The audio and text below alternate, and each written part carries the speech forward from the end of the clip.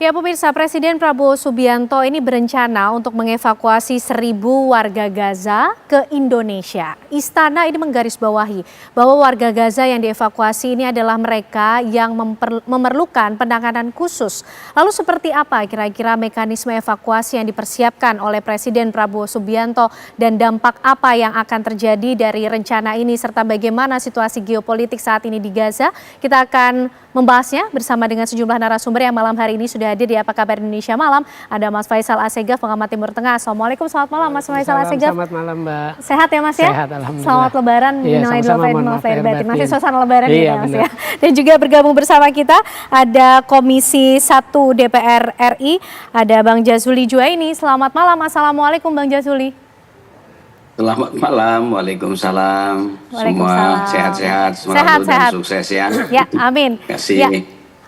Baik, kita ke Bang Jazuli terlebih dahulu. Bang, ini Presiden mengambil rencana untuk mengevakuasi 1.000 warga Gaza. Kalau menurut penglihatan ataupun juga pertimbangan dari DPR, apakah ini betul sudah dipikirkan mengenai efek yang akan terjadi? Karena rencana ini menimbulkan pro kontra di tengah masyarakat.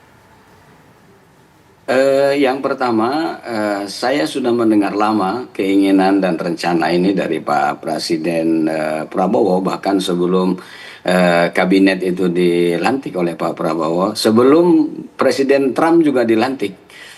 Saya sudah dengar rencana ini. Kalau kami di DPR, ya khususnya dari fraksi PKS, ini justru mengapresiasi dan mendukung program yang direncanakan oleh Pak Presiden Prabowo ini, karena ini bagian dari tanggung jawab kemanusiaan, bagian dari tanggung jawab sejarah, bagian dari tanggung jawab moral ya. Kita lihat setiap detik anak-anak tidak berdosa, ibu-ibu tidak berdosa, semuanya lansia tidak berdosa, meninggal dan terluka yang di Palestina. Tentu kita sebagai masyarakat dunia tidak boleh tinggal diam melihat kondisi dan situasi seperti ini. Ya, tentu langkah yang paling prioritas adalah bagaimana menghentikan genosida ini atau agresinya Israel ini. Kan Israel ini kan ke Palestina itu kan pendatang sebenarnya. Ya. Lalu kemudian dia eksis menguasai teritorial. Lalu orang yang punya kampungnya seperti dianggap tamu, bahkan jadi beban hidup, kemudian mereka harus diusir. Nah, dalam kondisi belum selesai agresi ini, tentu semua kita terutama Indonesia sudah tegas sikapnya, baik itu pemerintah, parlemen maupun masyarakat ya.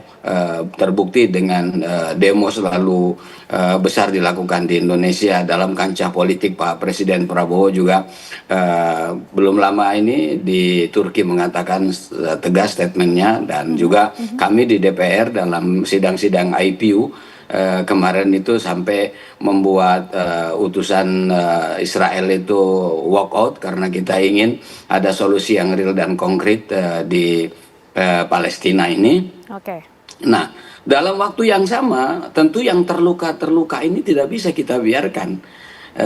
Terluka ini bukan cuma terluka hati loh, bukan orang karena pusing gitu, tapi tangannya terluka, kakinya terluka, tubuhnya terluka. Lukanya bukan luka tergores orang lagi ngiris bawang keiris gitu loh. Ini luka kena senjata. Bayangin. Ya. Iya kan? Oke. Baik, itu dari Bang Jazuli dari DPR tentunya ya, melihat bagaimana rencana Presiden Prabowo Subianto. Mas Faisal, kalau melihat rencana Pak Presiden sendiri Mas mengevakuasi 1.000 warga Gaza, ini momentum yang tepat untuk diambil?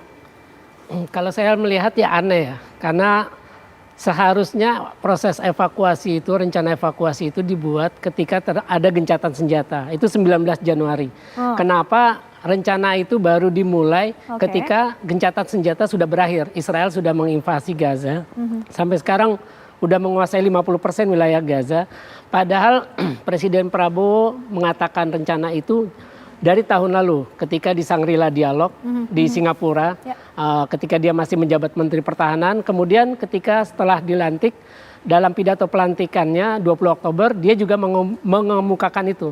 Artinya dari 20 Oktober sampai 19 Januari sebenarnya ada waktu untuk mengupayakan itu atau membuat langkah-langkah sampai proses evakuasi terjadi. Apalagi Trump sudah memberikan indikasi.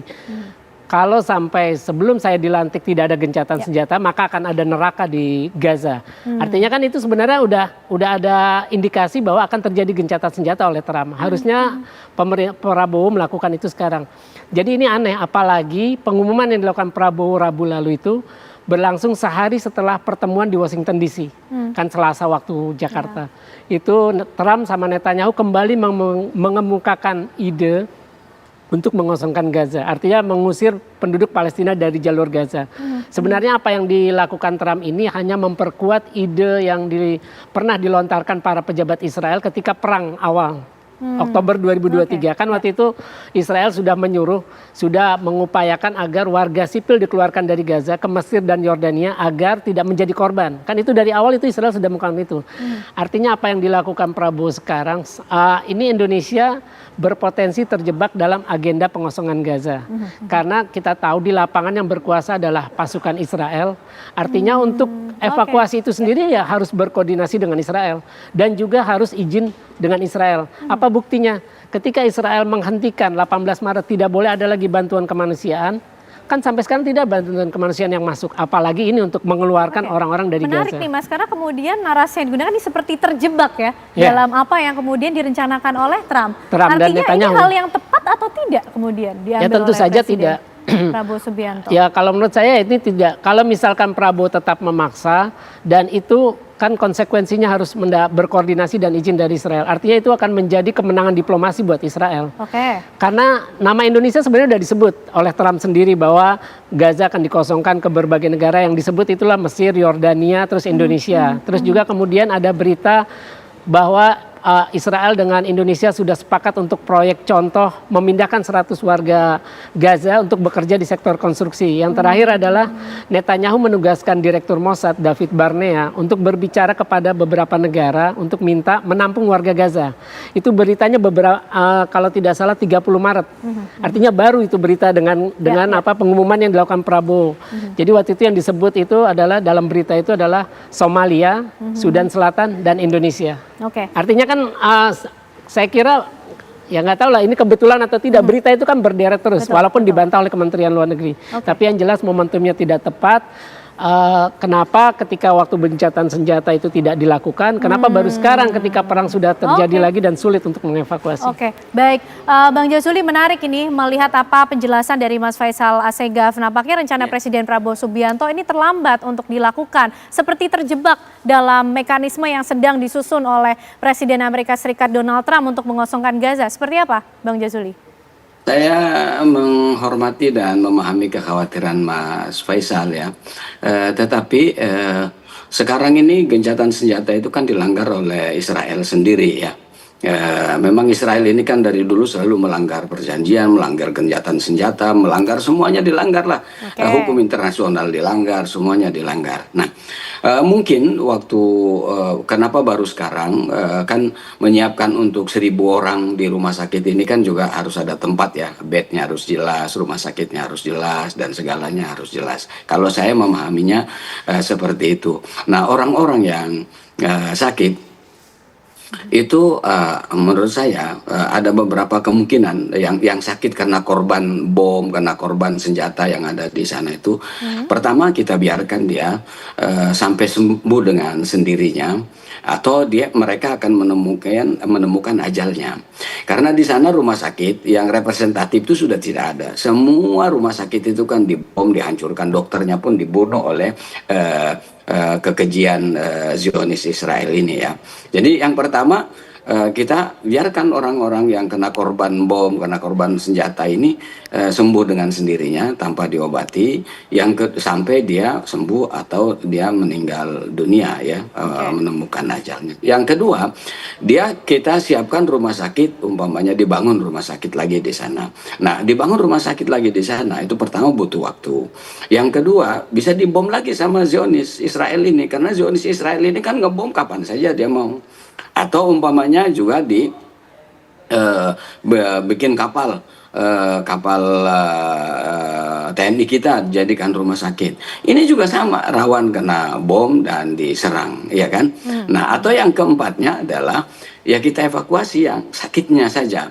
Pak Prabowo itu clear ya bicaranya hanya yang sakit dan sampai dia sehat.